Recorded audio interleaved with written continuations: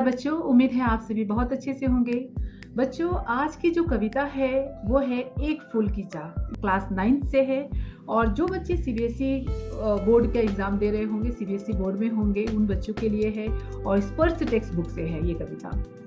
और कविता के कवि हैं आपके सियाराम गुप्त। तो बच्चों, कविता में आज की जो कविता है उसके अंदर हम लोग सबसे पहले कवि परिचय पढ़ेंगे, उसके बाद कविता का पाठ प्रवेश पढ़ेंगे और उसके बाद कविता का एक्सप्लेनेशन। ठीक है? तो ठीक है बच्चों, तो चलिए स्टार्ट करते हैं कविता को। और मैं बच्चों एक और बात बताना चाहूंगी कि अगर आपको कोई ऑनलाइन क्लास ढूंढ रहे होंगे हिंदी सब्जेक्ट के लिए, तो नीचे डिस्क्रिप्शन में मेरा कॉन्टेक्ट लिंक दिया हुआ है, आप मुझे वहां पे कॉन्टेक्ट कर सकते हैं। ठीक है बच्चों, एक फूल की चाह कविता के कवि हैं सियाराम शरण गुप्त। सियाराम शरण गुप्त का जन्म झांसी के निकट चिरगांव में सन 1895 में हुआ था। राष्ट्रीय कवि मैथिली शरण गुप्त के बारे में बच्चों आप लोगों ने सभी लोगों ने पढ़ा होगा। मैथिली शरण गुप्त की 10वीं में एक कविता है मनुष्यता, और उनकी बहुत सी नर हो न निराश करो मन को, इस तरीके की बहुत सारी अच्छी अच्छी कविताएं उन्होंने लिखी है, जिसके कारण उनको राष्ट्रीय कवि के नाम से संबोधित किया गया है, सम्मानित किया गया है। तो बच्चों, सियाराम गुप्त किसके भाई हैं? वो मैथिली शरण गुप्त के, राष्ट्रीय कवि मैथिली शरण गुप्त इनके बड़े भाई थे। गुप्त जी के पिता भी कविताएं लिखा करते थे। इस कारण परिवार में ही इन्हें कविता के, बोलते हैं ना, संस्कार स्वतः ही प्राप्त हो गए। बोलते परिवार में अगर कोई डॉक्टर होता है तो धीरे धीरे सारे के सारे उसी फील्ड में जाते हैं, कोई इंजीनियर होता है तो सारे के सारे लोग उसी फील्ड में जाते हैं। तो उसी तरीके से उनको जो बीज था, जो कवि का बीज था, उनके पिता भी कवि थे और उनके बड़े भाई भी कवि थे, इसलिए जो संस्कार थे उन्हें बचपन में ही मिल चुके थे कवि के। गुप्त जी महात्मा गांधी और विनोबा भावे के विचारों के अनुयायी थे। वो सबसे अनुयायी मतलब उनके पथ पर चलने वाले, उनके मार्गों पे ही चलते थे। कौन? आपके सियाराम शरण गुप्त विनोबा भावे और महात्मा गांधी के विचारों पर चलते थे। इसका संकेत इनकी रचनाओं में भी मिलता है, और ये बात मतलब उनके जीवन में जो भी प्रभाव पड़ा है महात्मा गांधी का, विनोबा भावे का, वो उनकी कविता और उनकी रचनाओं में भी देखने को मिलता है। गुप्त जी का रचनाओं का प्रमुख गुण है कथात्मकता, मतलब उनकी जो रचनाएं हैं वो एक कथा के रूप में बयान करती है। तो ये उनके कविताओं का गुण है।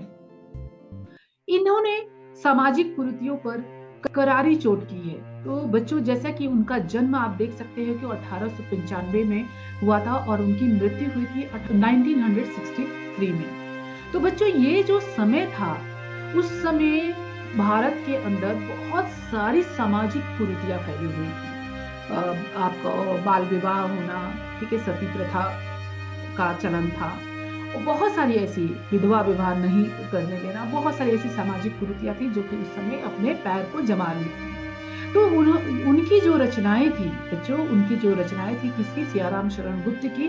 तो सामाजिक कुरीतियों को क्या करती थी वो? ज्वलंत एक उदाहरण देती थी और उस पर एक आघात करती थी, लोगों के मनों पर आघात करती थी। बोलते हैं ना कि जो स्वतंत्रता सेनानी थे और स्वतंत्रता में भाग लेने वाले केवल स्वतंत्रता फ्रीडम फाइटर ही नहीं थे, कवि और साहित्यकार भी इसमें बराबर के हिस्सेदारी थे। उन्होंने समाज को सुधारने के लिए अपने साहित्य के जरिए उन्होंने बहुत ही कार्य अच्छा किया था। मतलब बराबर रूप से उसमें कैसे लोगों ने कठिन समय को पार किया है, किस प्रकार से समाज की बुराइयां फैली हुई थी उस समय, वो सारे चीजें प्रखर रूप से उनके काव्य के अंदर दिखता है। सियाराम गुप्त की प्रमुख कृतियां कौन कौन सी है बच्चों? मौर्य विजय, आद्रा, पाथे, मृणमयी, उन्मुक्त, आत्मोत्सर्ग, दुर्वादल और नकुल इनकी क्या है? प्रमुख रचनाएं थी। इस कविता में जो कविता है, आज की कविता क्या है? एक फूल की चाह। तो कवि ने बड़ा मार्मिक चित्रण किया है यहाँ पर कि एक छुआछूत के कारण एक बच्ची एक फूल की चाह में अपनी जान को गवा देती है। तो कविता का प्रारंभ पाठ प्रवेश कैसे है बच्चों? कि एक फूल की चाह गुप्त जी की एक लंबी और प्रसिद्ध कविता है। प्रस्तुत पाठ उसी कविता का एक अंश मात्र है। जो कविता है वो वास्तविक रूप में वो बहुत ही बड़ी कविता है, लेकिन यहाँ पर आपके पाठ्य पुस्तक में एक संक्षिप्त मात्र, एक अंश मात्र यहाँ पर दिया हुआ है।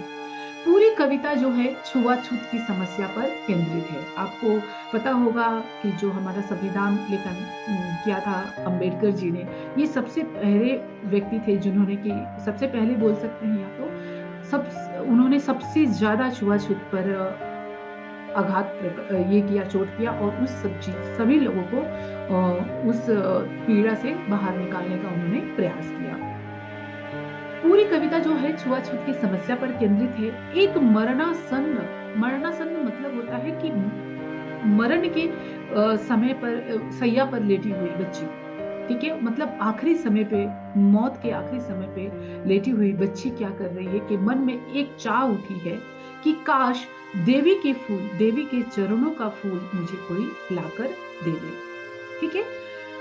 कन्या के पिता ने बेटी की क्या मनोकामना को पूरा करने का बीड़ा उठाया। कन्या के पिता क्या किए, बच्ची अब आखिरी समय में है तो वो उसकी इच्छा को पूरा करने के लिए बीड़ा उठाया।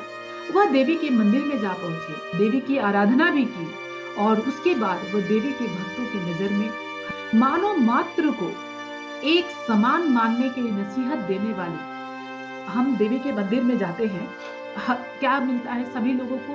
देवी क्या करती है, सभी को एक समान समझती है और सभी को एक समान नसीहत देने वाली देवी के स्वर्ण भक्तों ने उस विवश, लाचार, आकांक्षी मगर अछूत पिता के साथ, अछूत क्यों कहा जा रहा था बच्चों की, उस समय समाज के अंदर छुआछूत का बहुत ही प्रचलन था। उस समय कुछ जातियां अछूत मानी जाती थी। आज के डेट में बहुत कम हो चुका है, कोई अभी जाति के तौर पर इस तरीके का कोई मान्यता नहीं रह चुका है। फिर भी गांव घरों में अभी भी देखने को मिलता है इस तरह भावना, इस तरह के लोगों के अंदर की भावना अभी भी देखने को मिलती है। उसके बाद वो देवी के भक्तों को नजर में खटकने लगा। मानो मात्र को एक समान मानने की नसीहत देने वाली देवी के स्वर्ण भक्तों ने उस विवश, लाचार, आकांक्षी मगर अछूत पिता के साथ कैसे सलूक किया? क्या वह अपनी बेटी को फूल लाकर दे सका? यह कविता के एक मार्मिक अंश को ही बताएगा। तो ये कविता के अंदर हम लोग पढ़ेंगे कि क्या वह पिता अपनी इस बच्ची को एक फूल, जो कि मरणासन्न बेटी थी, उसकी मरण शैया पर लेटी हुई थी, उस बेटी ने एक चाह रखी थी कि माता के दरबार का एक फूल उसे मिल जाए, तो क्या इस पूरा होता है कि नहीं, आज की इस कविता में हम लोग पढ़ेंगे।